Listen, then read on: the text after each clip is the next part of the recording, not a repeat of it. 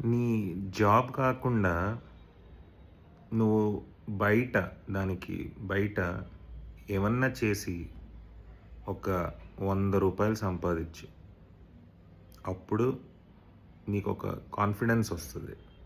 Saying that అక్కడి నుంచే రావాలి. ఎప్పుడు జాబ్ చేసి అక్కడి నుంచే రావాలి డబ్బులు అన్న పర్స్పెక్టివ్ చేంజ్ అవుతది. ఏదో ఒకటి చేసి నీకు తెలిసిన విద్య ఏదన్నా ఉంటది గదా! అది చేసి try, try doing it and ఏదో రకంగా సంపాదించు. అంటే నిన్నేమి కన్నాలేమనలే.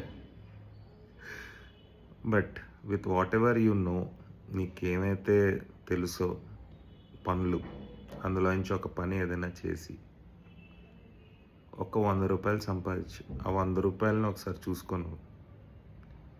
అరే కరెక్టే, ఎప్పుడూ నాకు నా ఎంప్లాయరే ఇవ్వాల్సిన పని లేదు.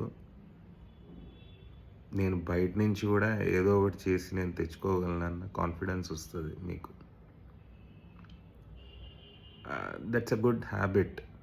అంటే నీ నీ ఇన్‌సెక్యూరిటీస్ కొన్ని తగ్గుతాయన్నమాట. అంటే నాకు వాడిస్తే గానీ వేరే గత్యంతరం లేదు అన్న ఇన్‌సెక్యూరిటీ తగ్గుతది. సో, అలా 2, 3 పనులు చేసి ఏదన్నా ఏదో ఒకటి చేసి సంపాదించండి మనీ. Try that.